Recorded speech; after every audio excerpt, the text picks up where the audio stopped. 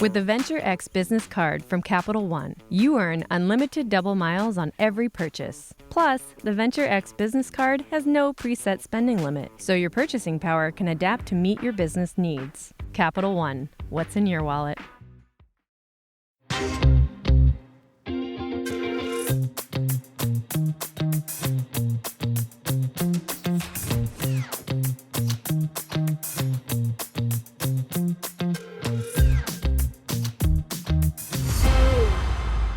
Hi, I'm Mike Hofman, Editor-in-Chief of Inc., and welcome to Your Next Move, produced by Inc. and Capital One Business.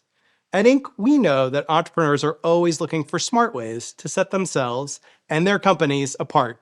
And today we're hearing from two founders, two innovators who've done just that. For Sheila Lirio Marcelo and Luan Cox, innovation is job one. Sheila, Luan, welcome. Thanks for having us, Mike. Thank you, Mike. Luan, tell us what FinMkt does. We provide point-of-sale technology to banks, credit unions, non-bank lenders who want to enter point-of-sale financing, specifically in home improvement and healthcare. And then we also provide all the tools for the home improvement and healthcare companies to use who want to embed lending and all the technology from front end to back end to be able to manage their business. So if you want to remodel your kitchen or your bathroom, this is a place to go, and you can get financing as well as the sort of contractor. Exactly. But our client, we are empowering your home improvement company to be able to provide you with the best rates and the best experience. Terrific. Sheila, tell us what Ohai.ai does. Ohai.ai is actually an AI virtual personal assistant, and it's also the operating system for your family. So we solve problems with calendaring, conflicts, email messaging, all of that. And we take pictures of different kinds of events and just solving conflicts of every day. The mission of the company is to allow us to take care of our families, to be able to sit down for meals, take care of their nutrition, and just free up our minds from this cognitive overload that we have in life. And so it's really using the power of AI for self-actualization. And the reason we made up, people ask me all the time, OHAI, it's human assistant, human in the loop, but it's humanity within AI. And so what's a typical question that someone would ask your assistant? Oh, send me a reminder when to take my medicine. There's a conflict between my husband and I with a 3 or 4 o'clock pickup. Could you make sure you assign it to Ron, my husband? So I often describe that. It does make people laugh that, hey, you can actually use O. And also co-parenting, you can use O to actually delegate an assigned task, and it gets done. Oh, that's amazing. So now for each of your companies, what's sort of your next move? Luan, let's start with you. Well, we are in the process of disrupting ourselves. So we're gonna release a product very soon that will make our product obsolete. Terrific. We're launching a lot of innovative things. We're launching an avatar, so you can actually have a personality behind O. First, it's going to be really cool, but then you can also personalize it down the road.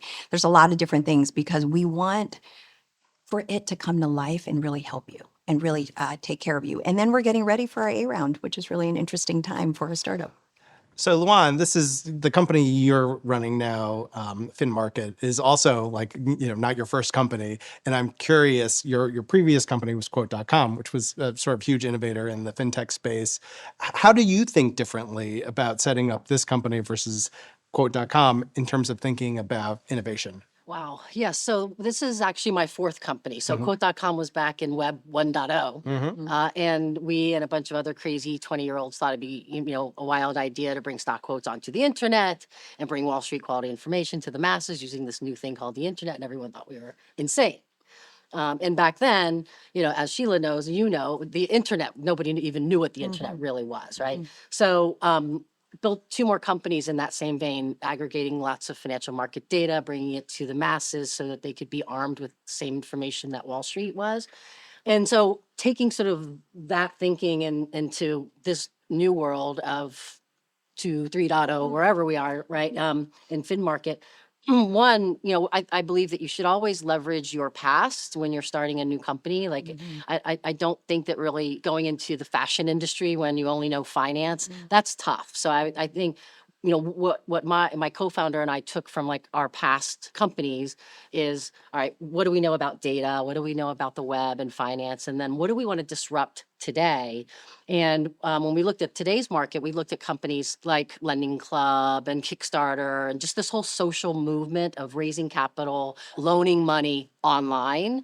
And that was what was happening back in the 90s. Like we were about to trade on our own without calling a stockbroker. And now we're going to invest in private companies or lend money to each other peer to peer.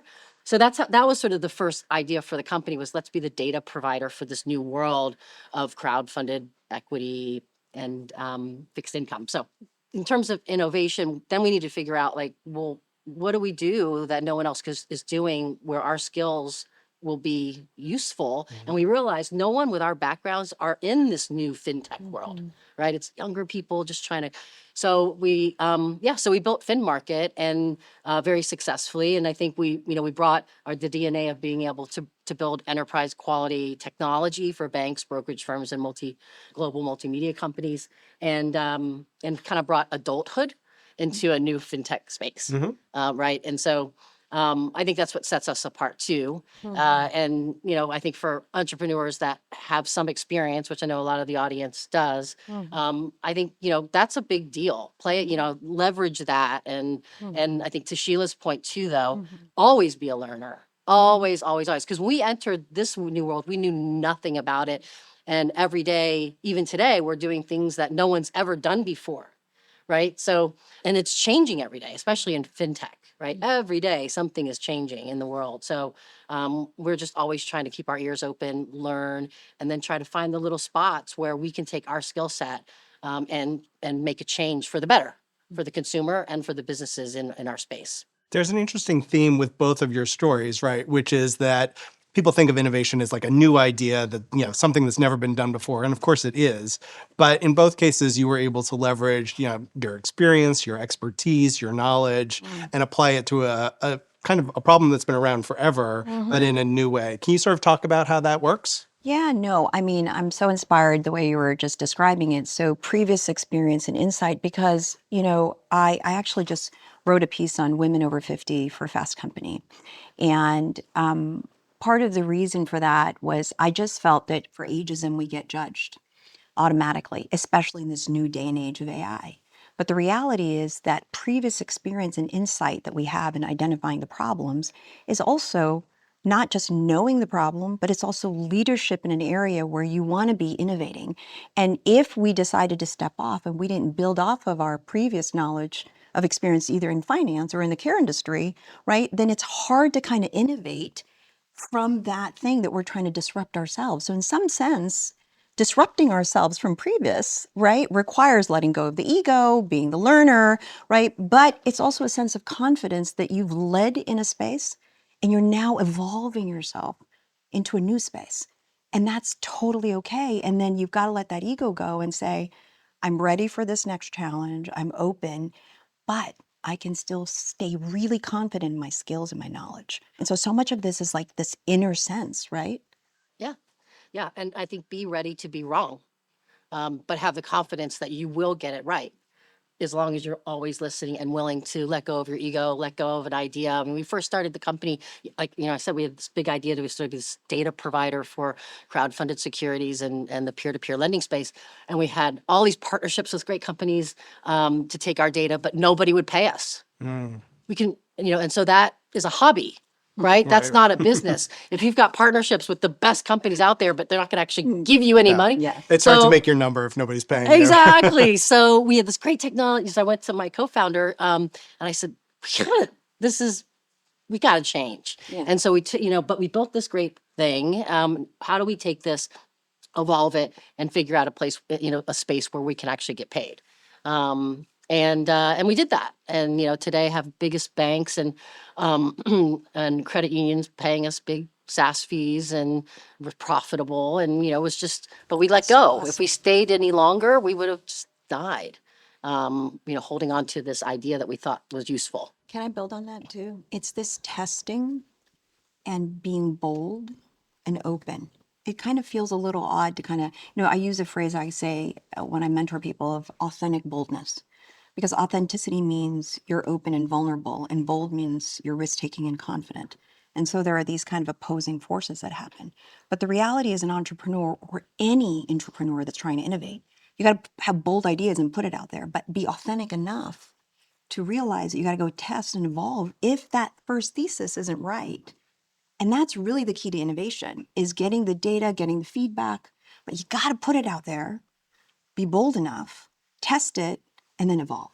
And it's interesting, right? The thesis can be right, as in the idea can be a good one, Yes. but who's going to pay you, Yes. right? And so, That's another like, one, too. Yes. where's the check? Who's writing the check? And Right. I'd love to hear, for both of your companies, your current companies, who was sort of the first big customer you were able to land, and how were you able to do that? Our first biggest customer was one of the top 5 largest credit unions in the United States, with billions of dollars under management. And what we provide is technology that allows financial institutions to enter point of sale financing.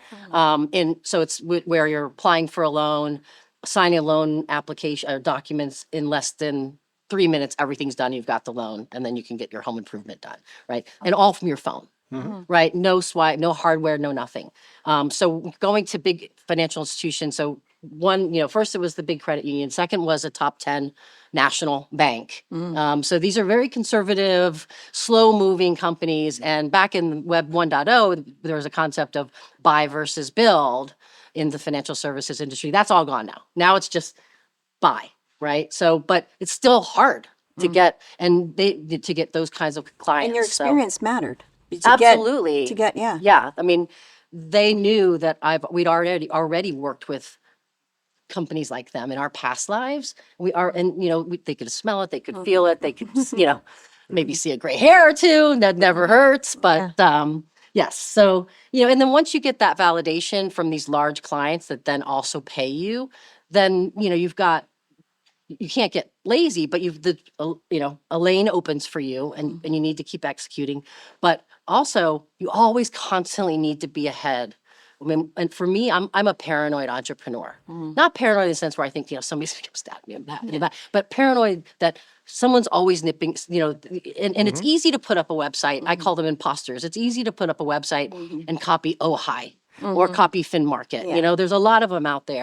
And it's confusing the market. So you always have to be 3 or 4 steps ahead of these imposters, as I call them, or copycatters, so that when you pop up with your next big innovation and you've evolved your business, they're still trying to figure out how to build what you built 3 years ago, right?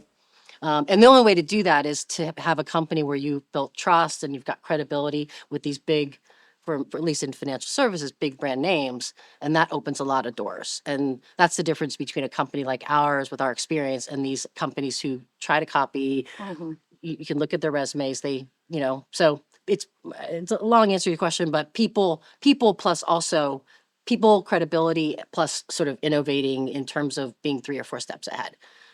With the wind of these big companies behind you. Sure. And so, Sheila, for you, first customer, and how long was the sales cycle till you got your first? So I was sharing that, we came up with the idea and we were inspired February 2023. We interviewed the 200 families. We launched a fake website. The demand was there. We got all really excited about it, and we just started building. So we launched the alpha in August of 2023, really fast, because this is now the AI world, generative AI. And we immediately got customers coming in. We had 500 families. And it allowed us to really test via SMS conversational AI quickly. Now, we then had a decision to make.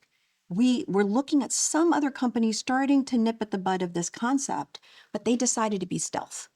We decided to go out into the market, talk about bold, and we put a beta up on it, and we launched January 2024. And we went fast. But what ended up happening, Mike, is we got thousands of families coming and signing up, gave us data quickly to innovate on the product. And so in terms of a first partner and experience, we then went to Instacart. And, they were developing an AI tool, and they believed in us. And we were this tiny little itty bitty startup, but the experience helped because of care.com. And we said, look, we know what it means to integrate. So we then integrated Instacart within Ohai, so you can just do clicks of a button. And now we have large average order values that the entire household purchases on Ohai to get their regular grocery delivery. And so Instacart got really excited about that. And now we're partnering, and we'll announce soon, other companies, and we're just a startup. But the concept, though, is that it's data-driven. We provide the data. We innovate based on what customers are telling us, and to move rapidly and fast.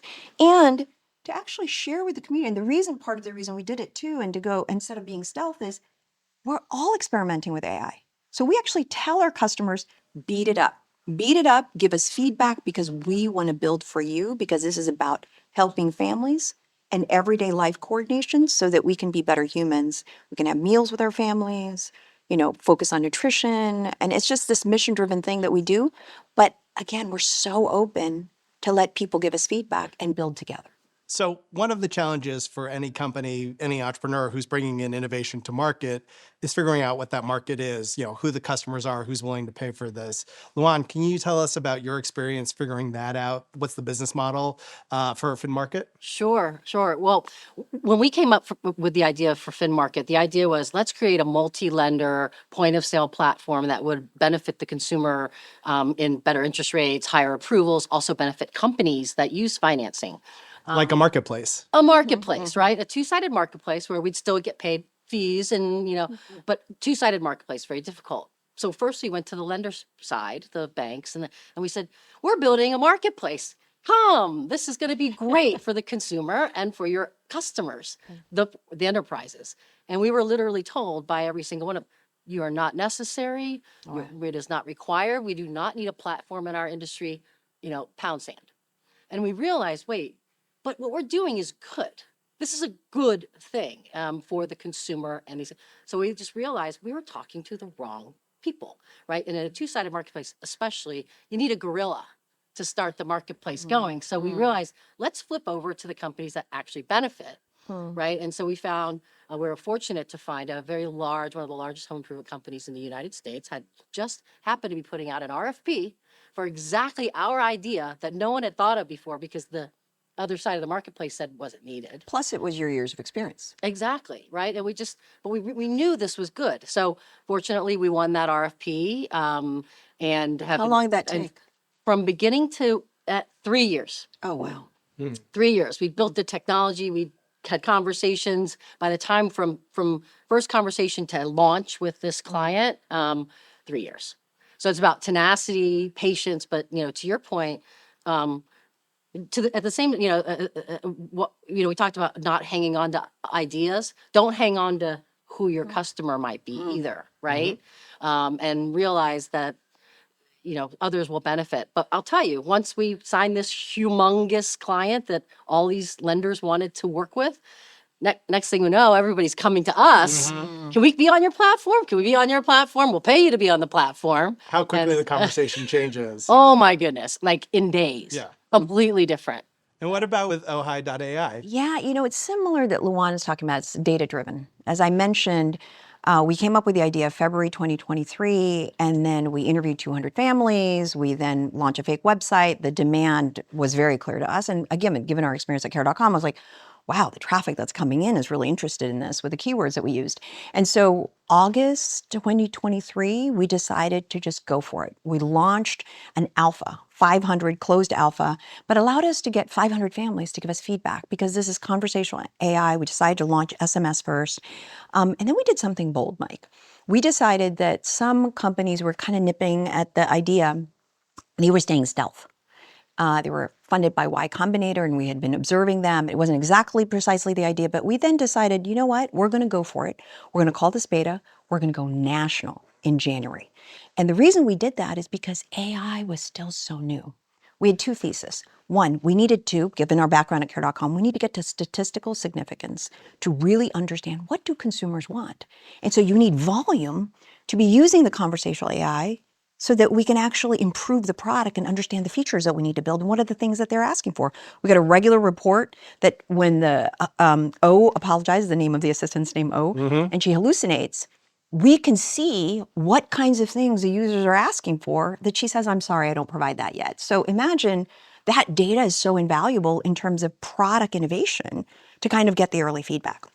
It's like QA. It's absolutely, and it's beautiful. And then the second thing that also I just really felt that the market was so new with amazing early adopters that our positioning to everyone is help us build this product, right? And given our background at care.com, we're building for families, we're building for you, and we're trying to free up your time, and it feels good so that you can have meals with your family. We can take care of all the mundane tasks so Ohai can deliver for you. And then the second client for us, which was really important, and this is the background of just having scaled and having the experience, taking a company public, all of that, that we approached Instacart shortly after we launched. And Instacart was building AI features, and they had integrated a media company, a diet company, and us. And those two were actually really massive companies. And for us, we were like this little itty bitty startup. But they felt that we were willing to share our data. We were very innovative. We have the entire household when they sign up for Ohai.ai. So instead of mom just going to the grocery store by herself, you can have the whole family during the week put products, and then we click 2 buttons and order the groceries and get it delivered by Instacart. It was such a novel concept. And our average order values were much higher than any other platform that they'd seen, that they said, oh my God, that's amazing. So just like you, now we have other companies coming saying, we want to go do this. We want to do this because Ohai is an operating system for families. So we're not building a grocery delivery company. We're not building card delivery for birthdays. We're not a food delivery for fast food. We're integrating and really learning from that. So partnerships and first clients are really important, but the experience mattered a lot. What you're describing is interesting because like a part of innovation, right, is figuring out what your minimum viable product, your MVP is. Yes. And at the same time, in both cases, your companies grew because of partnerships, and partners, big corporate partners, often want things to be perfect. And so how do you balance the sort of push and pull between launching fast and launching in a way that a partner will be comfortable with? So in our world, and we are very focused on B2B SaaS model, right? And our mantra has always been in our past lives, customization, right? And especially think about financial market data. It's very commoditized, a stock quote. But a brokerage firm may want that stock quote too, and that chart to look different than the other brokerage firm, right? So how we approach things was, let's build a platform. Let's always build a platform that is easily customizable. I call it sort of scalable customization. Build in a platform that's durable from its foundation, right? Strong from its foundation, and then allow for customizations. And what customizations really are is client-led product development, right? Instead of like trying to guess what everybody wants, just know that what's the common denominator, and that's kind of what an MVP is anyway. But if you're in technology, if you build it so that it's highly customizable, then your clients will get you to, MVP, right? That's so smart. Yeah. And so for us, it's very similar. We had to build a modular system on the back end because the innovation in LLMs were going so quickly between OpenAI and Anthropic and Llama and Gemini. So, and if you're a little itty bitty startup and these big new LLMs come out and they're faster than the previous one, and you've built it against just one, how do you innovate fast? So we decided that our architecture had to be modular to begin with. And new companies started to come out. They're called routers. And so you integrate routers, and they're the ones who own the relationships, and you can iterate fast. So understanding how to evolve very quickly and build fast, and how you architect the system. So what's interesting for us, we don't really customize for the enterprise client because we're a direct-to-consumer product. But in some sense, we do customize for the consumer, right? Because they're giving us all this feedback in conversational AI. So how do you make your product team move quickly, gather all that data? The other thing is, look, we've launched now a year and a half, right? Reporting and data, honestly, whether you're in a big company or a small company, build the systems that get you to the data fast. Innovate quickly, have your team train. I did this at care.com too. Learn from the data quickly, evolve quickly, visit it on a regular basis, don't get attached to your ideas, and really run a business with objective data. So you're constantly iterating, and building fast. That's super important, any kind of approach to innovation. So how do you as leaders sort of handle data? Like, do you get reports on a daily basis, on a weekly basis? What kinds of reports? Like, how do you filter data and then make leadership decisions based on it? Maybe for me to start on a consumer business, I also did this at care.com. You can create visualization dashboards, but when you're so young, it costs money to kind of do that and integrate those. So you want to move fast. So at Care, we called it the 4 pings report, and 4 times a day it tested production for me. And that's really all I need as a CEO is like, is there something broken operationally? Is the website down? Is there something wrong? And then part of the reason I actually did that is the management team has a feeling, or anyone who's on the project has a feeling, is there something wrong with the numbers? Because having a feel for where your business should be should just be at the tips of your fingers, especially if you're doing a consumer-based company. And so that was really important for me. So I didn't need to wait as a CEO for the summary at the end of the week. I had a feeling for where is the business at, what's going on, because operations and scaling is really important. The second piece we did is really put in not just the database and the data warehouse, again, the infrastructure, but soon I started to put out what I call error reports, right? And this is when O is hallucinating, and really dig into that. Is the reason she's hallucinating because the LLM is hallucinating and our own algorithm is problematic and the latency problems to kind of put it out? Or is it hallucinating because we don't have the features, right? So you start to have your team trained to look at the data to be really embedded in the product and have a feel for that. So it's a feel for the market and a feel for the product. Yeah.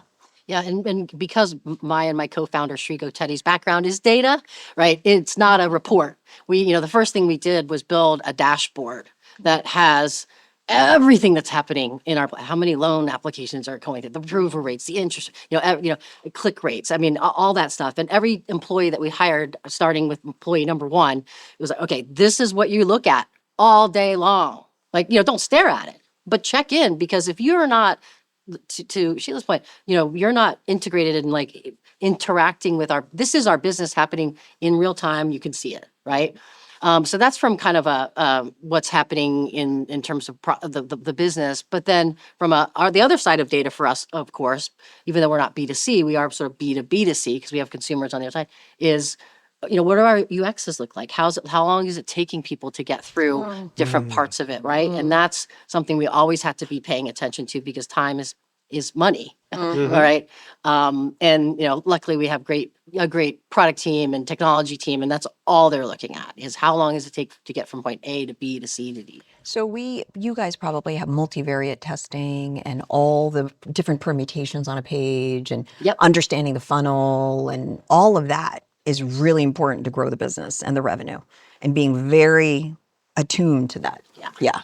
Now, one thing that's really interesting about innovation, right, is that if you succeed in bringing innovation to market, the rewards are enormous. However, innovation is expensive and time consuming. And so how do you think about, within your organization's staff resources, budget resources, how do you allocate by percentage for new feature development and R&D and new product development versus marketing and sort of telling the world what your innovation does and other functions?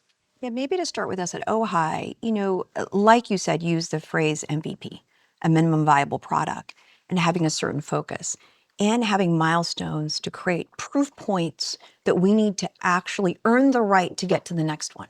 I'm always telling my team, you know what, if we want to increase the team and get to the next level of the budget, or the A round or the B round, I did this at care.com too, we have to earn the right to get to that next one. So very clear around milestones. What are the metrics for the MVP?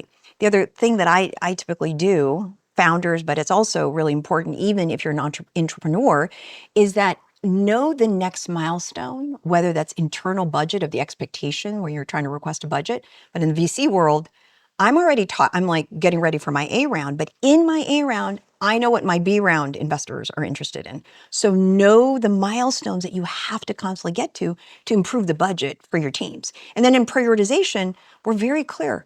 Those are the milestones, and constantly repeat as we look at any project that we put up there that we're all going to debate about. How is that achieving the milestone? What is our focus area? And just constantly beat it up. But at the same time, you have to have lots of ideas. So you want the openness, you want all the Post-its up on the wall, you've got a huge document of pinning all these different ideas, and you come back to it. Say, no, those aren't bad ideas. It's just we've got to focus on the milestones we've got to achieve through the gates, and we've got to earn the right to get to the next gate. Luan, what about you?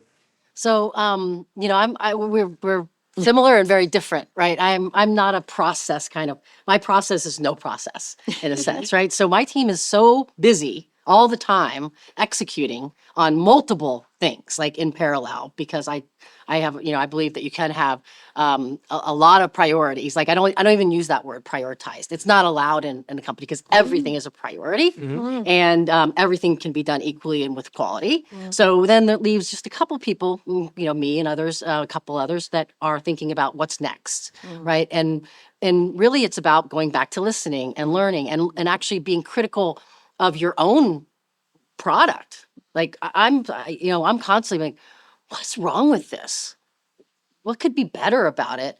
And somebody must be thinking about how, and then that's when we go, wait, hold on, we gotta redo this, and not redo it, but evolve. And I don't even use the word pivot even ever, right? Because really you're evolving because you still have a base. So, yeah, in terms of innovation, we have an R&D budget, but it's around sort of AI and technology, sort of outer technologies. But we're always focused on revenue. We're always focused on building stuff that the clients actually want because we can't afford to be wrong. So we'll mock things up. We'll go pre-sell something before it's built, knowing it's how long it's going to take us to build, how much it's going to cost. And when we have feedback that says, yeah, we'll take that, right? Then we're like, okay, we're done. That's where we're going because the client told us, not, models or data, you're right? I mean, it's balancing all that. Actually, it's just triggering for me, even in a B2C, is that in the product life cycle, so we test concepts. Anybody in the team come up with a concept, right? They pitch us that idea, mock it up, similar, right? And then we test it against the milestones. I say, hey, is this achievable, like I said, on the metric that we're trying to achieve? And assuming that the concept gets the blessing, even though we're a tiny little company of only 30 people, and it gets the blessing of the management team, we then do a proof of concept within the technology in a sandbox. And then we actually go to our power users and start to test it. That's what we're doing. The iOS app has been approved now for over a year with Ohai. The reason we haven't launched it is that we have power users being it up. And then we add more users and get statistical significance. By the time we get out, we have a sense of how the product is working, exactly what you're doing, and saying, hey, we're getting consumer feedback. We're ready to go. What was the most surprising bit of consumer feedback you had so far? Features that they wanted. We thought, to try and get to parity because we have such a small team, we thought, hey, the web experiences could go ahead and then we could just drive them to the web. And in the app, they were like, nope, users wanted all the features that they were seeing on the web in app when they launched. Not all, but a lot of the different features that they love. And we didn't want to create a consumer confusion that like, oh, that feature is available here and not available there. So you're constantly doing those kinds of trade-offs, but it was really eye-opening for them to give us the feedback because most companies are like, let's just launch the app. Apple finally approved it, right? But you know what? Your reviews matter, your NPS matters, and you want Net promoter score. Yes, Yeah. you want people to really love it. One chance to make a first impression, right? Exactly. Yeah. You're describing in some ways the innovator's dilemma, and I know Clayton Christensen was a professor of yours at Harvard, but I'm sort of curious. The innovator's dilemma classically was about how big companies can disrupt themselves. That's right. Or be disrupted by their competitors. Right. It's interesting to me that you talk about serial entrepreneurship almost as your new idea is meant to disrupt your previous ideas. Can you talk about why that might be sort of a more fun and enjoyable path as an entrepreneur than trying to keep a current company like up to date? Well, it feels so fresh, right? You go back, and back then, how many servers and legacy systems? We didn't have cloud. We didn't have building back then was so expensive that anything that you built took forever to actually iterate. And now we're talking about modular, we're talking about flexibility and different systems. So that, by the way, for building as a technologist and you're building, it's amazing. So to have gone from that kind of infrastructure world to this new day and age, and how AI, my God, is building things so quickly. So for me, not having that sort of, I feel a little imprisoned with the situation of having launched something. And especially, we took it public, Care.com in 2014. I think I was the seventh woman who ever taken a company public, which is really sad in the statistics. No, but Probably, yeah. but I just recall being we couldn't innovate fast enough as a public company. We were stuck there. right? And so, And where were you stuck? What was the thing that was stuck? gosh, we went out January 2014, December that year, the previous month before, iOS took off and our web experience was solid. We did all the testing, they were converting, the funnels were great. Suddenly they all wanted the phone and we did not have a phone. We didn't have a phone app. And I remember Facebook went out and Cheryl and I went to her to ask her for advice because she was also struggling with that because we went public around the same time. They also didn't have a mobile strategy. Now, granted, they had thousands of people to build for them. And I'm looking around like, oh my God, we just went public. We better go build this fast. And so you're hampered by that. So building the infrastructure and flexibility, I cannot emphasize that more, whether you're in an existing company or whether we're disrupting ourselves and moving to others. But the freedom to be able to do that and not be beholden to the legacy systems is probably the best thing. How do you think about disrupting, the work that you did with your previous companies with FinMkt? It's about being sort of a builder versus a grower, right? And I'm a builder, and a lot of the people that I surround myself with at our company are builders, and I've always been a builder. So it's just a natural thing to always be innovating, always, you need to always, I said earlier, always be 2 or 3 steps ahead, always. Because if you're in an industry where you don't need to be 2 or 3 steps ahead, get out. Or if you're in a space because there's no competition, it's not a thing, right? And so if you're going to be there and you're going to be a first, because we've been the first in everything that I've ever done. I always want to be the first, right? So, it's just about that. It's a mindset, I think, and it's fun. We were talking in the green room about, corporate America versus, and, I know for me personally, I want to create stuff so I don't have to work in corporate America because it's more fun. And really know yourself, right? I mean, if you think about it, founder, then growth, then public company has sort of been my, journey at care.com. And then I had an opportunity at NEA and I was a venture partner. And did I want to pursue that as a career? And I suddenly realized my calling was building. My calling was innovating. I could have chosen different paths, right? Have I proven myself as a grower? Yes, but I really love innovating. And so it called me back. And people are always saying, wait, you exited care.com. Why are you building a new startup again? It's so hard. And I keep saying to people, I don't consider it hard because I love what I do. I'm innovating and solving problems for people. And I want to help people. And so this is just, I think it's that inner knowing of what your draw is. That's a unique characteristic. I'm curious, is it more difficult to sell through a truly innovative idea to funders, venture capitalists, folks who fund companies, or to end users, customers, consumers? And how is that sort of articulation different? Oh, that's a good question. I'm going to say it's easier to sell to customers than it is to investors, especially, being females and minorities. Less than 3% of venture capital goes to women still to this day. And so it's always been easier for us, I think, to find partners and, potential clients to help us and so that we can then go into, a pitch meeting with that backing because we need it, quite frankly. So. I mean, look, assuming you have the experience, the credentials, the idea, some of the fundamentals, to me, mine is really timing. Is the market, it all depends. If the VC community is completely down and they're not doing direct to consumer anymore, they don't want to do marketplaces, they don't, it's hard to raise. They don't want to see you. Yeah, they don't want to see you. I mean, so much of it is timing. But again, assuming the baseline's there of experience, it's a great idea, you've got the right team, timing is really everything. And it's the same for consumer markets. I always said to people, I couldn't have built care.com if monster.com didn't happen. I know we're dating ourselves. Because back then it was like, oh my God, finding people online to hire? God forbid. No way. Yeah. Then Match.com happened. Finding love online? Are you kidding me? So if those two didn't happen and then Care.com came along, it's like, oh, finding people to find loved ones for your dependents and your kids and your parents. If we had done that 10 years before, the timing could have been off. So I would answer your question and say that would have been really difficult, right? So it really depends. And this is why for us, when we were starting to build an AI, it was not only the technology was ready, the consumers were ready, the investors were ready, the entire stakeholder market, as I'm looking at it, was like, this is here and now. We got to go for it. So you're both immigrant entrepreneurs. And do you think that there's something about being an immigrant entrepreneur that is an asset as you think about bringing innovation to market?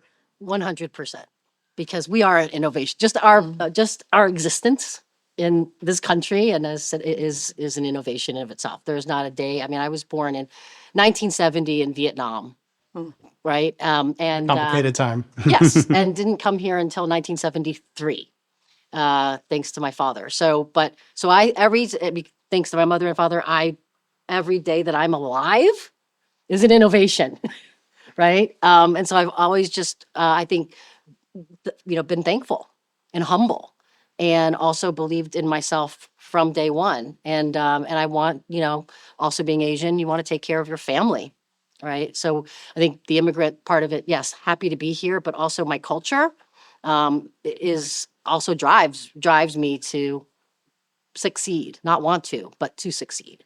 So yeah, failure is not an option for real. So 1970s as well. We're around Yes. born the We're same born in month, actually, November. November. And I was raised in the Philippines, right next door to Vietnam. And interesting thing about being raised overseas in a culture where the Philippines is the narrowest gender gap. And so we have so many female leaders. I didn't grow up worrying about being a female leader. And my dad was the nurturer and my mom was the go-getter.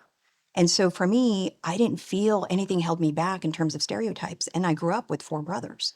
And so I'm comfortable around being a leader and leading men. And that was huge. Now, having raised in the Philippines, and then I went to an international school before coming here. So I have this sense of being a global citizen, being open to all open, diverse ideas, impacting my leadership. But really, it's also removing all the stereotypes and having to worry about that I could be bold just being me. Right. Sheila, Luan, thank you so much for being here on Your Next Move. Thank Our you, Mike. pleasure. Thank you for having Thank us. you.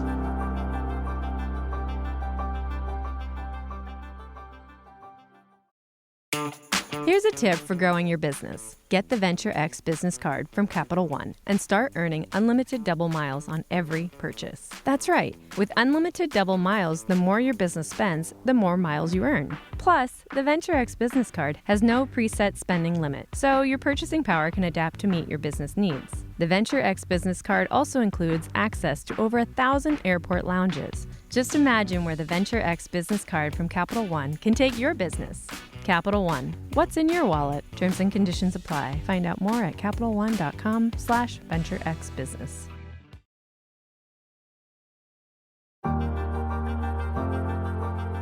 All right. Now let's welcome back to Your Next Move, Caryn Bonner, VP of Brand and Acquisitions Marketing at Capital One Business. Thanks for joining us today, Caryn. Thanks for having me, Mike. Now, as you know, businesses need to be creative to come up with new ideas and to solve challenges and to compete. But once a company is established, how can it find new ways to foster creativity and avoid getting stuck in a rut? Yes, cultivating a culture of creativity always starts with leadership. Think about setting an example in your own work and routines. You can be a model of adaptability and innovation for your team. Regularly review and question processes and your own ways of working. Just because things have always been done a certain way doesn't mean it's the best way. Embed that creativity and innovation into your business mission, vision, and values as well. That way, as a leader, it ensures you're going to be speaking about that to your team often. And are there approaches to help employees think more creatively across all levels, not just, specific teams or specific departments? Yes, absolutely. Encouraging openness to new ideas and knowledge sharing is that key to sparking innovation anywhere in your organization. So think about support structures for cross-collaboration across departments.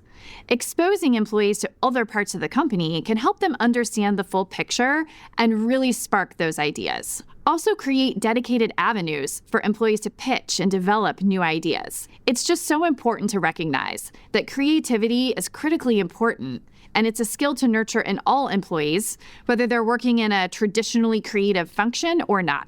Implementing practices that support that learning and inspiration ongoing can help foster creativity in all parts of your organization.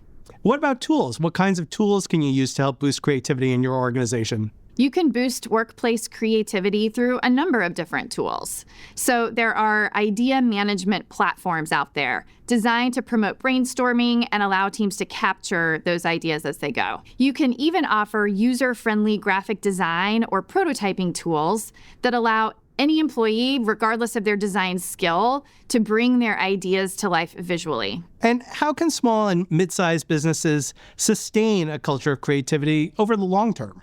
Again, leaders play just as big a role in maintaining a creative culture as they do in establishing it in the first place. Think about giving those employees credit and really recognizing them when their creative ideas pay off.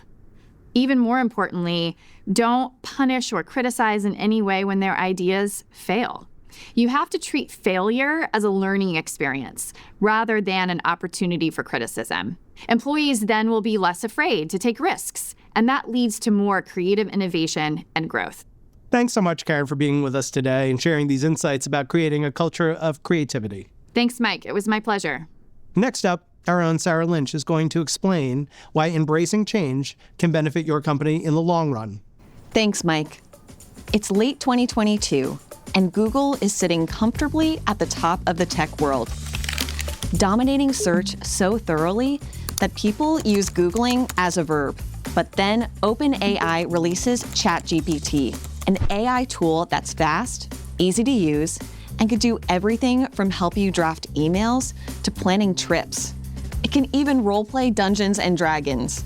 Oh, and users start turning to ChatGPT for questions they normally ask Google. Suddenly, Google begins to realize its business is under threat. When you're at the top, it's easy to focus on what's working, but innovation doesn't wait. How do you stay ahead when the next big disruption is always just around the corner? It's a story as old as time. Cars replaced horses, electricity overtook gas lamps, and smartphones replaced, well, nearly everything. Entire industries must adapt or risk extinction. It's tempting to double down on what is working and what's making money. But that mindset can leave you vulnerable to a constantly changing world, a problem author Clayton Christensen famously dubbed the innovator's dilemma. Despite pioneering digital photography, Kodak hesitated to fully embrace it, worried companies would cannibalize its film business. Competitors took advantage of the shift, leaving Kodak scrambling and ultimately leading to its decline. In contrast, Amazon prioritized long-term growth over short-term profits. It might be hard to remember, but Amazon started off just selling books. But unlike Kodak, Amazon kept its eye on the future, investing heavily in infrastructure and new business lines like Amazon Web Services and Prime. It was a gamble, but it paid off, making Amazon not just an online retailer, but a tech giant. So, how can you make sure you don't get disrupted? Lesson number 1, pay attention to trends and anticipate market shifts, like software giant Adobe. As boxed software became obsolete, it didn't wait to be left behind. The company transitioned to a subscription-based model with Creative Cloud, ensuring its relevance in a digital-first world. The takeaway? Successful companies don't just react to change, they anticipate it.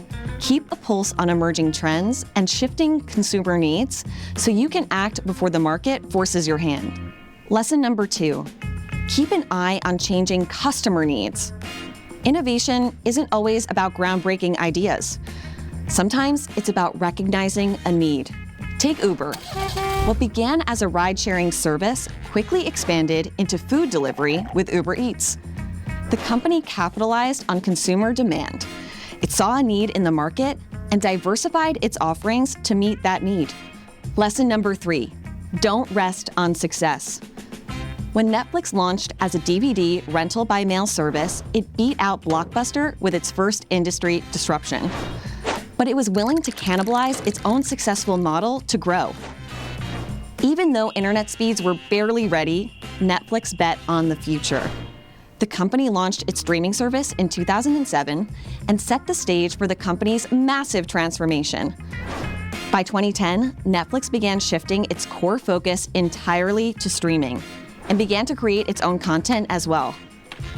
Companies like Amazon, HBO, and NBC with Peacock scrambled to keep up. They all followed Netflix's blueprint, pushing streaming into the future and leaving traditional cable in the past. So remember, always look for a customer need that's not being filled. Keep searching for better ways to solve customer problems or improve their experience. And of course, stay curious, experiment, and don't be afraid to adapt to meet changing needs. Innovation isn't optional, it's survival. While none of us have a crystal ball, one thing is clear.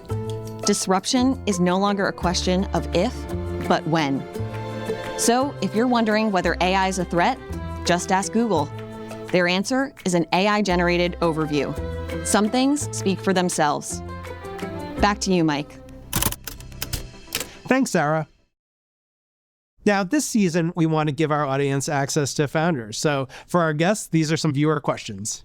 So the hottest conversation in innovation today is around embracing AI and how companies can do that. So we asked Inc. readers and viewers for their top AI questions, and I have those for you now. So our first audience question is, what's one AI tool that every business owner or entrepreneur should have in their toolbox right now? Luan, let's start with you. Well, I mean, obviously, other than Ohai. Right. Yeah. Accepting your own companies, right? That's great. ChatGPT, obviously, you need to know what to do. But, we're big fans of a little company called scale.ai.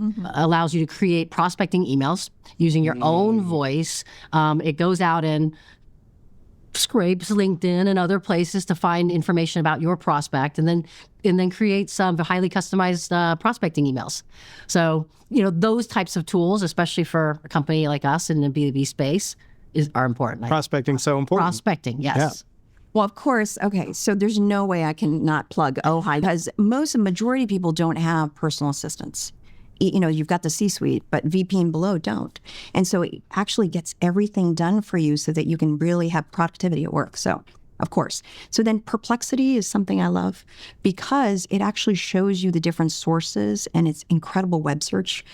So I will typically take a New York Times article or I can take an Inc. article and I can go put it into Perplexity and say, give me all the different kinds of perspectives on this specific topic. It saves me time and it summarizes it, but also allows me as a CEO to be in the know and having different perspectives. That's great. I think similar to prospecting, using AI tools for collections is also great. Like to write a very polite collections letter so you don't have to feel bad as you send that out. But hey, you're beyond 30 days. How about we pay? So AI is everywhere. You talked about how Ohai.ai was created to have a human touch. How can you ensure that as you're using AI, you're maintaining that human touch to your business? Yeah, so part of the reason we really named it OHAI is human assistance. And again, humanity within AI is we have humans in the loop. We actually have teams. So 97% of the tasks completed by the AI, but we want to deliver an exceptional user experience. So we have humans in the background and they also data label the algorithm that we're building. So that helps because AI is actually training from humans. And so you don't ever want to remove what we call humans in the loop to deliver an exceptional user experience for families. So our third reader question is, how can you use AI to increase your productivity in a smart way? Luan? We view AI as a way to make humans more efficient, right? So we use AI in customer support, for example. So things that are repetitive, things that don't need a whole lot of deep thinking, but are going to make our humans be 10 times more productive is what we're looking at, is what we do. So that's around content creation. We use a lot of AI in content creation, blog posts, that kind of thing, of course. But in our customer support, we do real-time customer support. We handle a lot of complicated things. A human needs to be there. We're dealing with financial information, private information of people. So yeah, that's where we're kind of focused on is how do we get rid of the repetitive things, make ourselves better at the harder things. And what we focus on is really freeing up the mind on what we call the daily dump. This kind of sounds really funny, but you collect the daily dump, get rid of this cognitive overload and allow us to actually delegate these everyday things, mundane things that you don't need to be worrying about because you want to really be more of a human to create and have the time, spend time with your family, have the connections, be able to draw, do those different things by solving the cognitive overload. Great. And our last question from Your Next Move viewers, how do you use data to make decisions that help your business grow? So we're using data and credit underwriting models, which is obviously a big trend these days, which obviously helps with approval rates, helps look at a human being's credit in a different way than just, A, B, C, D. And that's obviously very heavily data driven. And then also analytics, right? We're using AI to help us get through some of the easier analytical parts so that we can get to the higher, more complex problems where we'll need humans to come and look at the data and make some decisions. So the data, I look at it in two ways. Certainly efficiency in operations. Look at, as I mentioned, we do these ping reports. You can go look at the data as a CEO and I don't have to bother people. I can also look at visualization dashboards and reports like that, make sure that it's streamlined. But I want to make sure we don't forget, because it's the question you just asked previously. We interview our customers, real humans, every day, day in, day out. Everybody in product, you collect the data, you talk to users regularly, and that's how we really use the data, not only with the system, but in actuality, because we're building these products for real human beings. Great. Thanks for joining us for this great conversation. And we hope today's conversation arms you with the tools you need to bring an innovation mindset to your business. Tune in next time for more industry leaders, breakthrough businesses, and the strategies you need to make your next move. And join us next time when we'll dig into another hot topic for business owners, hiring. I'm Mike Hofman. Thanks for watching, and we'll see you next time.